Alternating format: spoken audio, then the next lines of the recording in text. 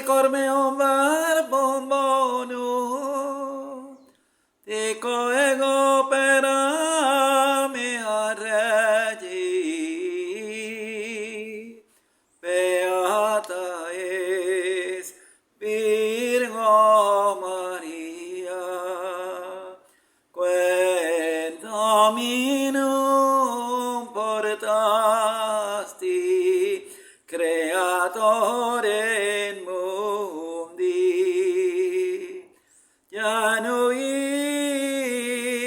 qui te feci, et in aeternum permanes Virgo. Ora pro nobis Dominum Iesum Christum. In nomine Patris et Filii et Spiritus Sancti. Amen. Pater noster, qui es in cielo, sanctificetur nomen tuum, adveniat regnum tuum, fiat voluntas tua, sicut in cielo et in terra. Panem nostrum quotidianum da nobis hodie, et dimitte nobis debita nostra, sicut et nos dimittimus debitoribus nostris, et ne nos inducas in tentationem, sed libera nos a malo. Amen. Ave Maria, gratia plena, Dominus tecum, benedicta tu in mulieribus, et benedictus fructus ventris tui, Iesus. Santa Maria, Mater Dei, ora pro nobis peccatoribus, nunc et in hora mortis nostre. Amen. Ave Maria, gratia plena, Dominus tecum, benedicta tu in mulieribus, et benedictus fructus ventris tui, Iesus. Santa Maria, Mater Dei, ora pro nobis peccatoribus, nunc et in hora mortis nostre. Amen. Ave Maria, gratia plena, Dominus tecum, benedicta tu in mulieribus, et benedictus fructus ventris tui, Iesus. Santa Maria, Mater Dei, ora pro nobis peccatoribus, nunc et in hora mortis nostre. Amen. Gloria Patri et Filio et Spiritui Sancto, sicut erat in principio, nun et semper et in saecula saeculorum. Amen. A te elevavi oculos meos, qua habitas in celis, ecce sicut oculis herborum in manibus Dominorum suorum, sicut oculi ancilla in manibus Domine sue, ita oculi nostri ad Dominum Deum nostrum done misereatur nostri. Misere nostri Domine, misere nostri, quia multum repetis sumo despectione, quia multum repetis anima nostra, opprobio in abundatio et species superbis. Gloria Patri et Filio et Spiritui Sancto, sicut erat in principio, nun et semper et in saecula saeculorum. Amen. Sancte Michael Arcangelo, defendenos semper Helio, contra nequitia insidia diabolus te presidium, impere Deus super de pecamur, tu que principe ministra celeste, Satanás que spiritu maligno, que perdizione manem pervagando in mundo, divina virtute in inferno detrude. Amen. In nomine Patris et Filii et Spiritus Sancti. Amén. Este video tiene como objetivo continuar con la catequesis. Soy el Padre José Manuel. Me alegra que estén mirando el video. Dios les dé la gracia de verlo hasta el final. Recordemos lo del Salmo, porque no debemos dejar estas cosas que forman parte de nuestra vida espiritual. Yo levanto a vos mis ojos, a vos que habitas en los cielos, como los ojos de los siervos están fijos en las manos de sus señores, como los ojos de la esclava lo están en las manos de su señora, así están fijos nuestros ojos en el Señor Dios nuestro, hasta que sea piedad de nosotros. Piedad de nosotros, Señor, piedad de nosotros, porque estamos ya muy llenos de oprobio. Nuestra alma se abrevó ya con el exceso del desprecio de los ricos y de la irrisión de los soberbios.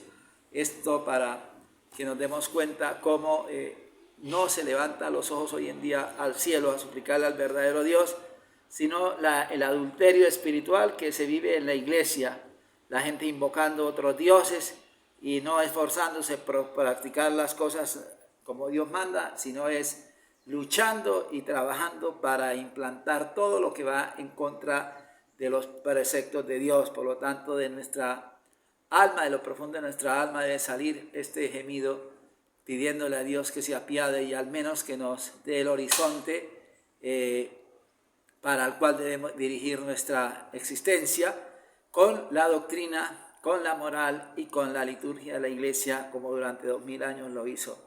Eso es lo que debemos suplicar, porque acuérdense lo que dice San Pablo en la primera de Timoteo 2:4, que dice: Qui ognes homines vult salvo fieri et admissione veritate venire. Dios quiere que todos los hombres se salven llegando al conocimiento de la verdad, y la verdad está en la Santa Iglesia Católica. Fuera de ella no hay salvación, porque es la única que tiene la misión de Cristo, que es Dios, Redentor del mundo.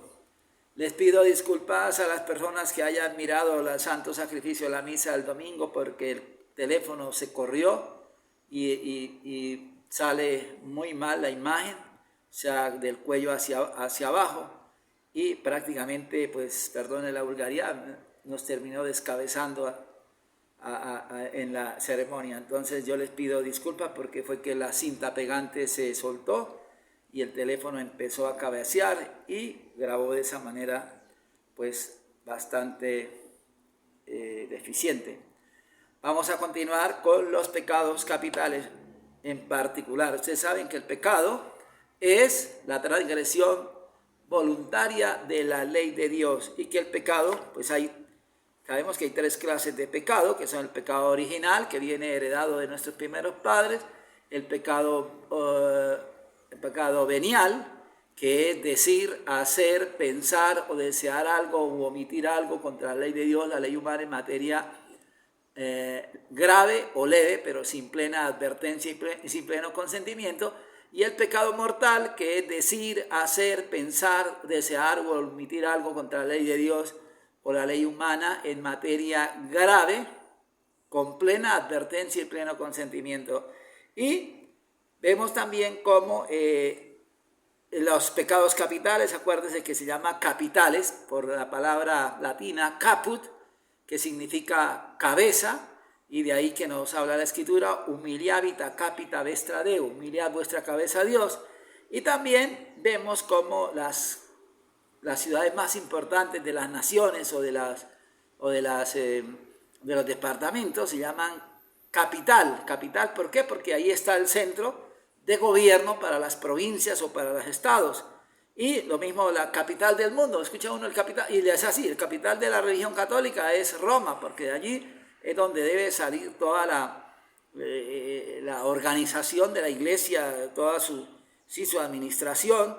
Y lo mismo, las capitales son eso, capital, la cabeza de esos estados, por ejemplo, o de algún fenómeno en particular. Por ejemplo, se dice París, la capital de la moda, un ejemplo. Milán también se habla de la capital de la moda, o sea, porque se trata de crear como esa idea de que allí, lo que sucede allí es lo que deriva ya al resto de regiones o partes del mundo que se ven afectadas o beneficiadas por lo que en dicha ciudad o dicha urbe se realiza. Entonces, por eso, para que sepamos que los pecados capitales se llaman así, que al fin y al cabo, como dice acá Santo Tomás, no son pecados, sino que son como pasiones que encabezan una serie de pecados y se llaman así porque son cabeza de muchos pecados. La hidra, ¿no? La hidra esta que tiene cada cabello es una serpiente, así son los pecados capitales. Salen muchas ramificaciones, cada una con su cabeza, o sea, independiente, para constituir un pecado así. Entonces vamos a ver cómo los pecados capitales son 7, la soberbia, la avaricia, la lujuria, la ira, la gula, la envidia y la pereza, que son 7 como fosas de donde emanan todos esos vicios referentes a esta pasión. Pero también dice acá, lo vimos la vez pasada, que no todas las personas, a pesar de que tenemos toda la semilla de los 7 pecados, las 7 pasiones, cada persona tiene una pasión dominante. Entonces, algunos la soberbia, otros la avaricia, otros la lujuria, otros el odio, la ira, otros, etcétera. O sea, no se da el caso de que una sola persona desarrolle todos los pecados, los 7 pecados, o sea, las 7 pasiones las desarrolle en plenitud, porque sería el mismísimo demonio. El demonio sí tiene todos los pecados capitales con todas sus ramificaciones en plenitud, porque él es plenitud de maldad. Pero el ser humano no alcanza a ser plenitud de maldad. Sí llega a convertirse en un ser depravado, con muchísimas aberraciones y muchísimas manifestaciones de pecado, pero no llega a tener en plenitud la maldad. Eso solamente le corresponde a Satanás y a sus siervos, que son netamente maldad, sustancias malignas, porque en ellos usted sabe que no puede germinarse la caridad. La caridad es el amor a Dios, y un demonio no puede tener amor a Dios, porque como el designio de Dios es apartarlo por toda la eternidad, la caridad no puede estar desterrada por toda la eternidad de la sustancia original que es Dios. Por lo tanto, un demonio jamás puede llegar a tener caridad, nunca, ni en la más mínima expresión de lo que supone esta virtud que deriva es en el amor, la gloria y la honra de Dios uno y trino. Entonces pasamos a los pecados capitales en particular y nos vamos con la soberbia u orgullo. No hay que pensar que la soberbia es la persona que explota diciendo palabrotas o tirando puñetadas. Eso no es la soberbia. La soberbia es un pecado más que manifestado con pasión de ira. Esa se llama la ira. No es manifestado sino con el juicio. Con el juicio. Vamos a ver qué nos dice el padre Faría aquí en su tratado de Curso Superior de Religión. Dice: superbia o soberbia es el amor desordenado de nuestra propia excelencia. O sea, yo me miro y me considero que soy lo máximo y que fuera de mí no hay sino escoria. Yo soy lo máximo. Esa es la soberbia. Mis juicios, mi presentación, mis gustos, todo es lo máximo y lo demás chusma, chusma. Se dice desordenado porque en el amor ordenado a nosotros mismos, que nos mueve a reconocer lo bueno que tenemos como dádiva de Dios y a darle gracias, por ello no hay desorden ni pecado.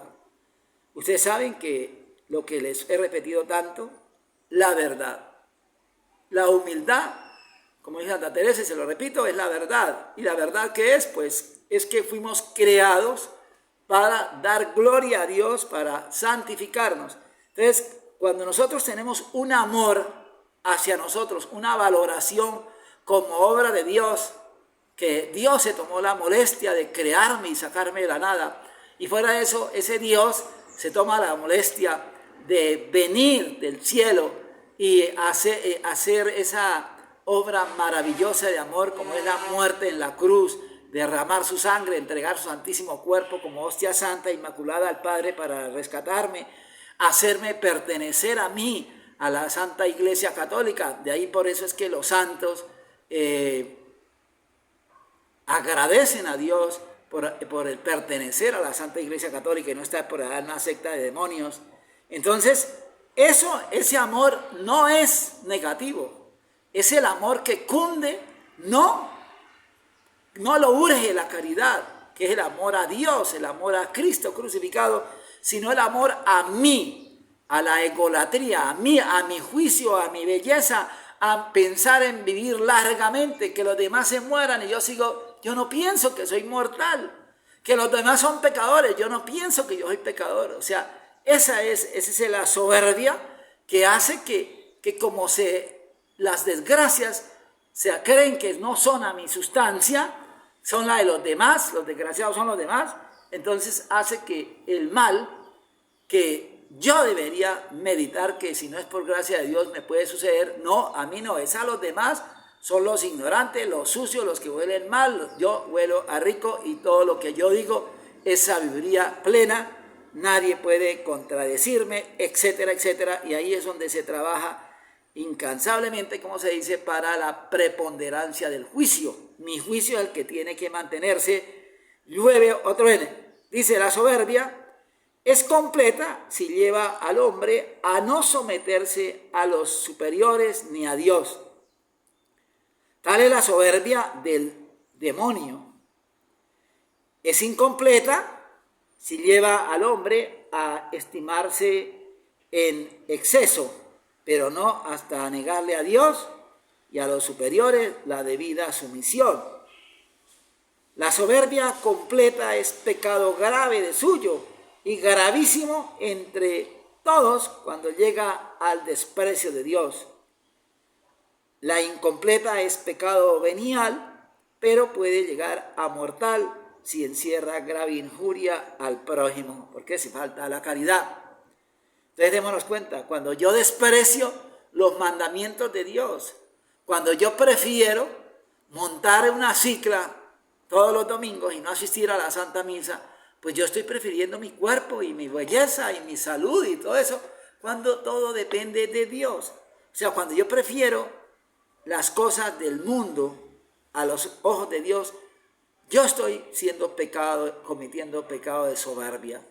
Acuérdate que la Santa Misa solo queda excusada la persona que está enferma o que está viajando por allá lejos del sitio donde se celebra el sacrificio. El resto, todo el mundo está obligado bajo pecado mortal. Lo que pasa es que hoy en día, como les he dicho, la misa la toman tan de ligereza y tan deportivamente, y como la hacen según la religión global, es opcional. Cuando cada persona le nazca, pues ahí está como hay esa supresión. De ahí esa religión global es netamente hija de la soberbia, del orgullo. ¿Por qué? Porque no se somete al magisterio milenario de la Iglesia.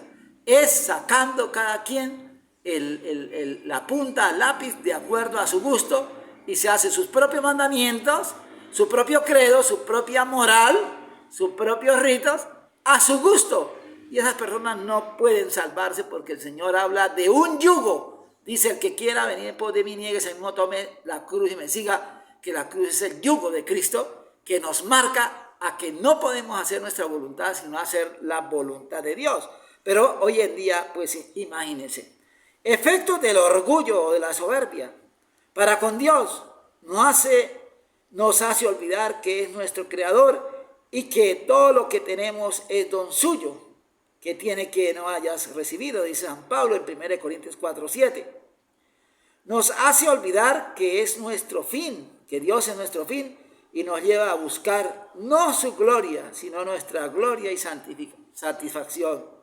Tener dinero para poder viajar, ir a las playas, divertirse, y no para hacer obras de misericordia con nadie, porque se piensa que somos eternos y que todo lo podemos comprar con dinero, pobrecitos. Nos induce a desconocer sus derechos y a quebrantar su ley, la soberbia. Para con el prójimo nos mueve a buscar con avidez sus elogios, a desconocer sus méritos. ¿Cómo voy a reconocerle méritos a otra persona si soy yo el más importante? Y a tratarlo con desprecio y altanería, porque me parecen todo lo que hagan comparado con lo mío es nada. Lo que brilla es lo mío, lo que es sabiduría es lo mío, lo que hagan los demás, eso es basura. Por eso se comete ese pecado de soberbia también con el prójimo. Para con nosotros mismos nos engaña exagerando nuestras cualidades y ocultándonos nuestros defectos, y sobre todo nos engaña haciéndonos creer que la plena felicidad está en este mundo. Y ustedes saben lo que dice el rey: ¿de qué le vale al hombre ganarse el mundo si al final su alma se pierde? O lo que hacía aquel señor allá guardando cosas, soñando que iba a vivir, comiendo rico y paseando y todo eso, y le dijo: esta noche para el otro lado. Eso es un engaño, eso también es como manifestación de soberbia. Las tres hijas de la soberbia. La soberbia tiene tres hijas, que son la presunción, la ambición y la vanagloria. La presunción nos lleva a emprender cosas superiores a nuestras fuerzas y a querer vencer las tentaciones sin acudir a la oración y la súplica a Dios. Bueno, aquí hay que tener en cuenta cuando dice que nos lleva a emprender cosas superiores a nuestras fuerzas. Usted sabe que la magnanimidad es el fruto del Espíritu Santo que nos lleva a iniciar cosas grandes por Cristo. Aquí se puede entender cosas de vanagloria, donde se pone la confianza en sí mismo, no en Dios. La ambición, el deseo inmoderado de honores y dignidades. La vanagloria, el deseo desordenado de que otros nos alaben, nos amen, nos admiren, nos obsequien, estén pendientes de nosotros, seamos siempre obsequiados. Dícese vanagloria porque busca el elogio por motivos vanos, falsos o pecaminosos, como la riqueza, la hermosura, etc. La vanagloria se llama vanidad cuando los motivos en que descansa son enteramente futiles, como vestidos, cabellos, adornos, joyas, maquillajes, etc. Jactancia cuando vive hablando de sí y de sus cosas para que los demás la alaben y opacando lo que el prójimo hace. La hipocresía cuando lleva a disimular los defectos sin intentar corregirlos y a fingir cualidades que no se poseen. Es algo horripilante en unas personas que cometen la falta y en lugar de reconocer, sí, yo lo cometí, qué pena, no, es guardando como el gato. Hace el popó y lo mete debajo de la arena para que nadie lo vea, como si con eso desapareciera. Eso es fruto de la soberbia. Hay que destapar, hay que decir la verdad. La ambición y presunción suelen llevar al pecado mortal. La vanagloria generalmente no excede de pecado venial. Necesidad de combatir el orgullo. Es muy importante combatir el orgullo, pues por una parte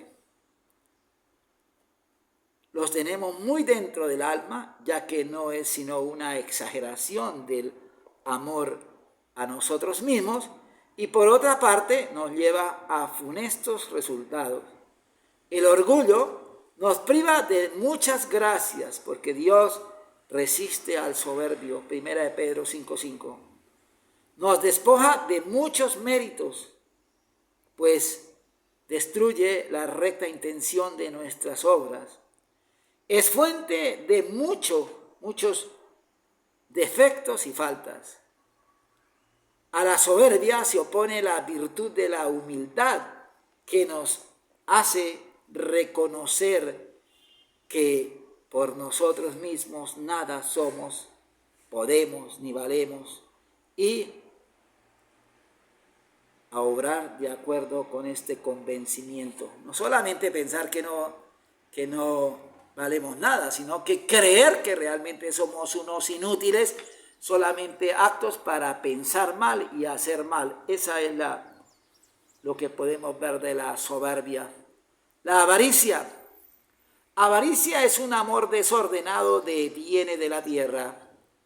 Es desordenado de tres maneras: cuando se adquiere por medios injustos, cuando uno pone en ellos su corazón a tal punto que desprecia los bienes eternos, cuando no socorre al pobre o no atiende a sus propias necesidades. Hay gente que es tan avarienta que no compra ni alpargatas para colocarse, viven con la ropa raída y todo lleno de miseria, y tienen los baúles llenos de dinero.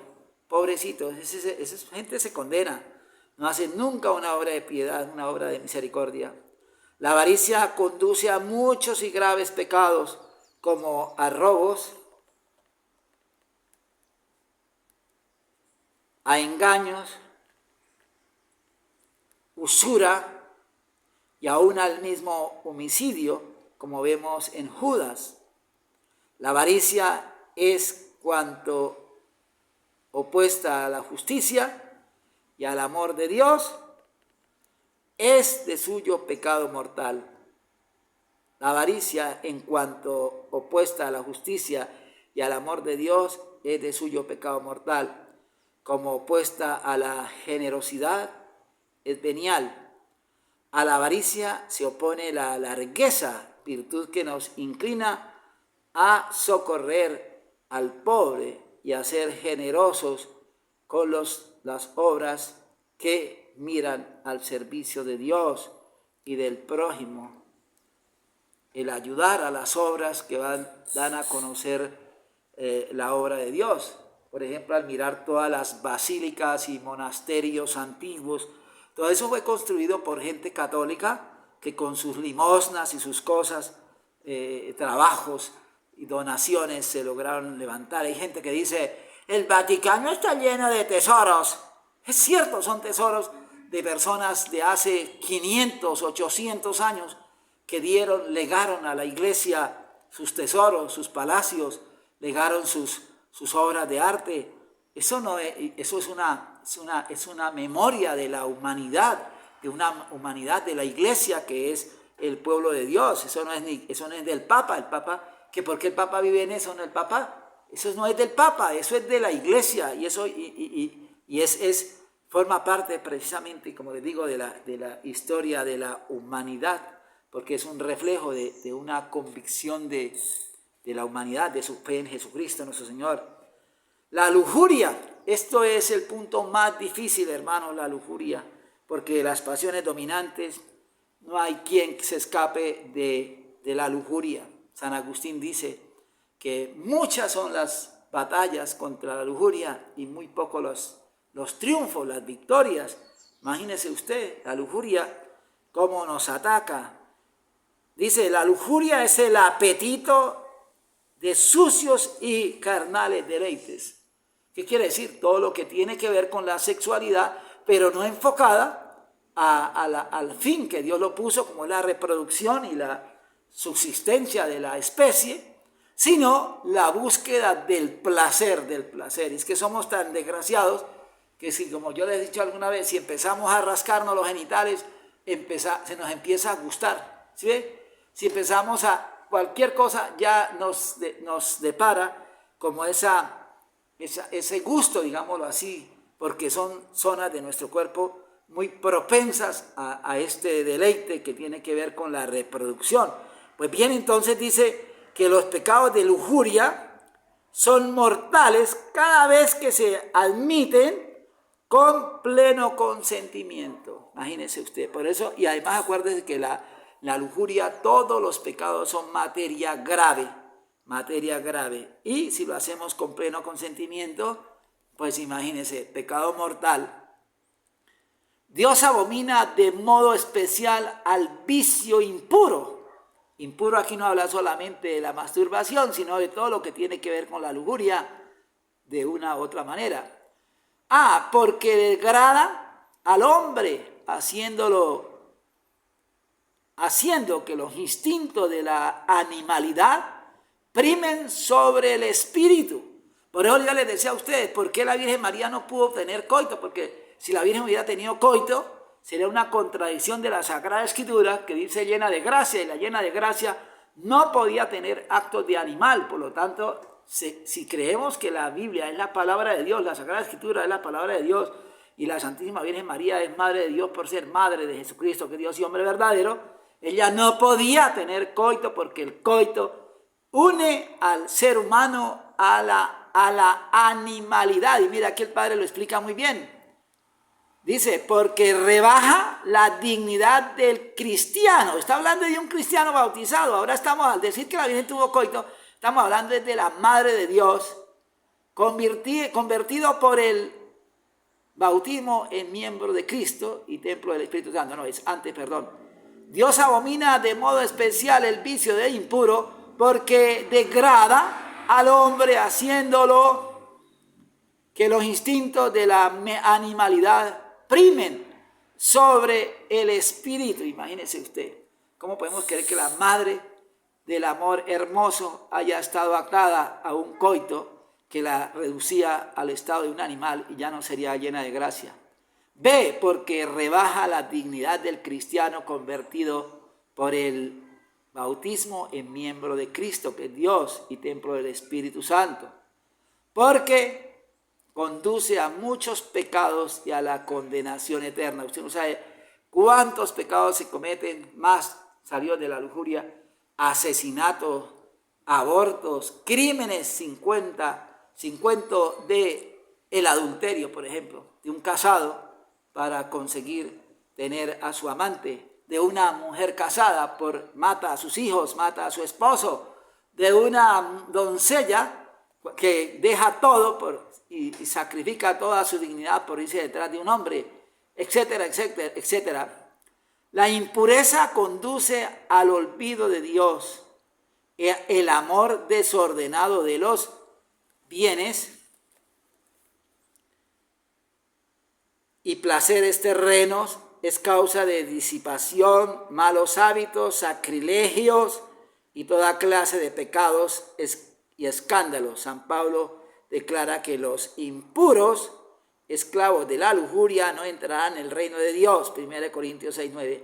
¿Cuántos sacrilegios se cometen por la lujuria? ¿Cuánta gente se atreve a tragarse a Cristo sacramentado en el adulterio, teniendo cosas aberradas y estando el cura para confesarse y pasan y comulgan? No, yo no he hecho nada, ¿sí? Al vicio impuro se opone la castidad, llamada también virtud angélica, porque hace al hombre semejante a los ángeles. Bienaventurada la mente que logre entender estas cosas y amar más la virtud que el vicio. La castidad da a nuestra alma honda paz y sosiego. Nos hace generosos en la práctica de la virtud y acreedora a una magnífica recompensa en el cielo. Acuérdese, el Señor le dejó a la Santísima Virgen María a su discípulo casto, a San Juan. Esa es la doctrina de nuestra Santa Madre la Iglesia. Bienaventurados los corazones puros, porque ellos verán a Dios. Mateo 5:8. No hay cosa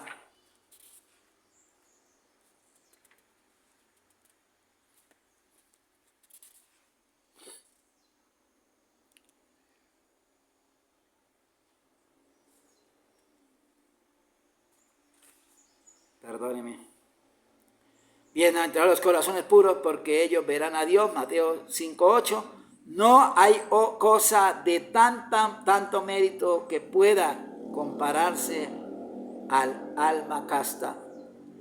En el sexto mandamiento estudiaremos mejor lo que se refiere a este pecado. Listo, aquí termina el pecado de la lujuria. Y ahí, si Dios me lo permite la plataforma, colocaré en la miniatura algo sobre la lujuria, si es que no me lo censuran. Les agradezco por estar hasta el final del video. No se les olvide, las personas que quieran colaborar para el sostenimiento de la misión, Dios les pague. Ahí está el número del teléfono en X, donde pueden hacer su ayuda. Dios les pague, y yo los encomiendo muy especialmente en el santo sacrificio de la misa. Esto no es una pedidera, pero como se necesita, pues toca pedir, porque como dice el Señor, pedid se os dará. Adiutorio nostro in nomine Domini, qui feci cielo et terram, Dominum vobiscum et cum spiritu tuo, benedicamus Domino Deo gratias, benedica vos omnipotens et misericordominus Pater, et Filius Spiritus Sanctus, que en todo Dios sea glorificado.